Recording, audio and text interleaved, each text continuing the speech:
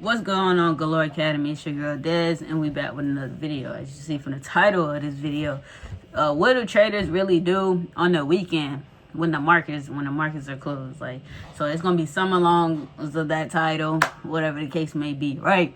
But I'm finna teach y'all what to do on the weekends when the markets aren't open. So how do you prepare for the markets when they're not open? Some people don't know what to do on the weekends, so this video is for you. If you don't know what to do on the weekends, if you don't know what to do when the markets is closed, because that's when traders really just be in their own little zone. When the market is closed, what you should do and what you shouldn't do, right? So we're going over the things that you should do as a day trader on the weekend. So let's get straight into it. So the first thing I recommend that you do, of course, is review your trades. Review your trades from last week. Review your trades from the following week. So your trades, if you took trades Monday, Tuesday, Thursday, Friday, review those trades, wins, loss, break evens, whatever. Review your trades. Like, that's why I always preach in my videos that a trading journal is very important, because you're going over your data of what you need to improve on, and what mistakes did you repeat this week, and what things that you, like I said, what you just need to really improve on.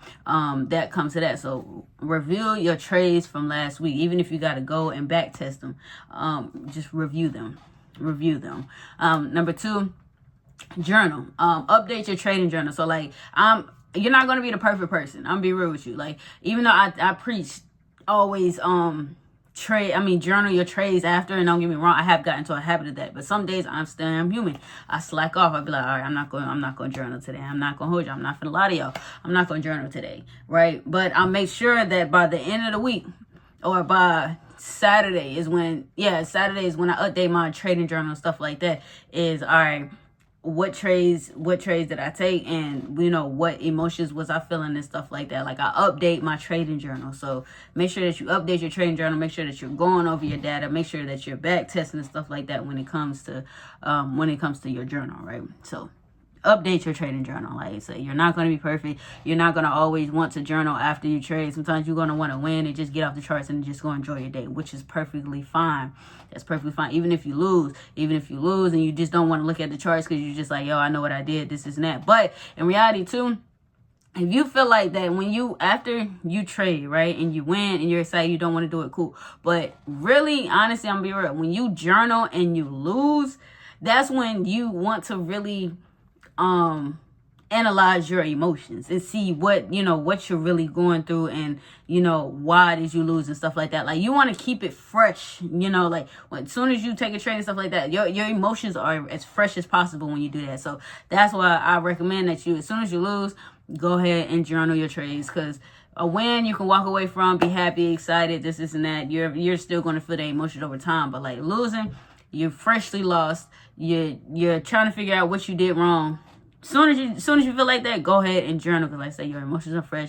You know exactly what to put in your journal and stuff like that, to update your journal. So go ahead and, like I said, number two is update your journal. Update what what you was feeling and stuff like that, right? So number three is back test and rewatch.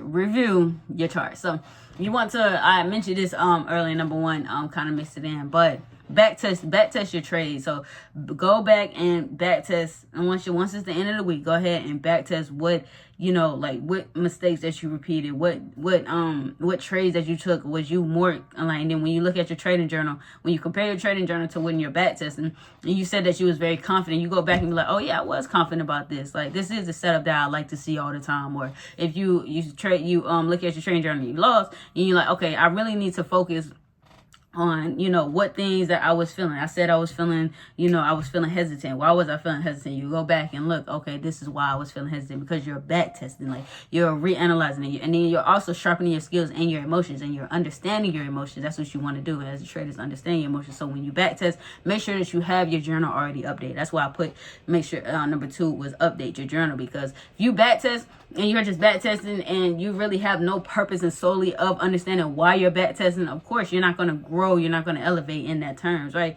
So make sure that you have your journal right there, so you understand what you was feeling at that time, and then back test and be like, okay, I was feeling this, I was doing this, I didn't do this, or I did do this, or I eventually traded, I overtraded, whatever the case may be. Like, just go ahead and do it like that. Make sure you have your journal open when you are back testing, right? So then number four is, like I said, plan your week on how you're going to attack next week. That's how you do it. So how do you do that? All right, so you have your trading journal, you done back tested, you done updated it, and all the other stuff, the steps that I just showed y'all, right? So when you plan your week, what I personally like to do every time I plan my week is I look at my account balance, right? I already analyze and stuff like that. Look at my account balance and be like, okay, cool. Can I scale up? Understand, could you scale up now? Would I actually up your lot sizes, or do I need to scale down on my lot sizes? Do I need to, because I was probably hesitant, let's just say you was hesitant on last week trades and you wasn't really as confident. So, okay, cool. What do I need to do? How do I attack? Okay, I need to lower my risk. First thing I need to do is understand what's my account balance, and all right, if I over traded, if I revenge traded, okay, next week I need to lower my risk. I need to make sure that my risk is whatever your account balance is. I'm not gonna say 1%, 2%, stuff like that. It's whatever your account balance is, right? Okay, for example, let's go. Okay, let's do that. Let's say you started the week at $500, right? And now you at $250 to end the week. So you're a negative like $300, right? So what you need to do, I said, is now it's time to analyze and be like, all right, I'm finna lower my lot size. So you got to figure out what lot sizes that you need to use the next week in order to get that break even. How many trades is going to take you to get that break even, and, go from there. Then when you start to scale, let's say then the week comes, you start to scale up and you start to get back break even. Then you can start inching of, all right, I used the lot size last week, so go ahead, and when I'm back to 500, this is my plan. This was my plan the week before, so this is the lot size I get to use now. Or you can stick with the same lot size until you build the more of that confidence up, right? But you gotta remember, you are that nigga or female, bro. You are that person. So you know that you can get it back if you actually just be disciplined and stick to the plan. Stick to the plan and not your move, right? So you know that you that person. Go ahead and do what you got to do. You know what you got to do. So just do that. But I'm just teaching you how to scale it, right? So like I said, just keep that same lot size and just keep scaling up to build that confidence back up. If you did have a losing streak, like I said, go ahead and decrease your risk. But if you good with that lot size, go ahead and keep going up like that. Just say for instance, if it's the end of the month, right? So if it's the end of the month and I know that this is the month, this is the account balance that I have. Let's just say we back up. Let's just say we at 500, right?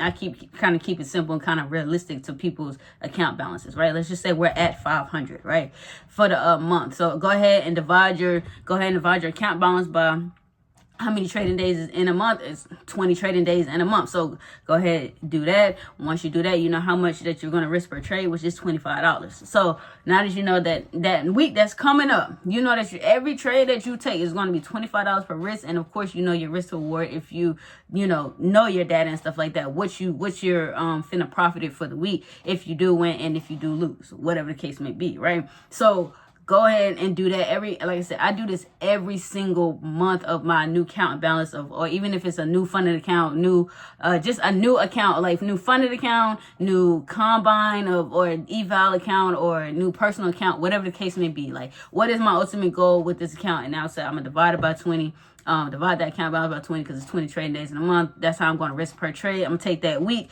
see where I'm at within that week, and then that next week I'm going to just scale up, and then if that other week if next week I lose, then I'm going to scale down. Like that's how you prepare yourself as a trader. That's how you plan your week and how you get to the next level when it comes to trading. But if you did like this value in this game that I did give you, go ahead, like, comment, and subscribe. Like I said, you are not subscribed to the channel, so you cannot get a lot of more benefit and more value if you do not subscribe and help me get to other people, right? So go ahead and subscribe to this channel and like this video if you did get value. But if you want more in-depth value, go ahead and click the link in the description. Join Galore Academy. I do these type of calls every Sunday to make sure that my students are mentally aware of how to get to the next level, and I go into more depth on how to do things. I just really have, all right, this is what y'all gotta do, this and that. But if you ever need questions and stuff like that and you want to ask me personally, go ahead and join Galore Academy so you can get that one-on-one talk. Like I said, we do one-on-ones all the time. I do one-on-ones all the time. My students make sure that you become the best version of yourselves, and we do it as a group call just in case you don't like to ask questions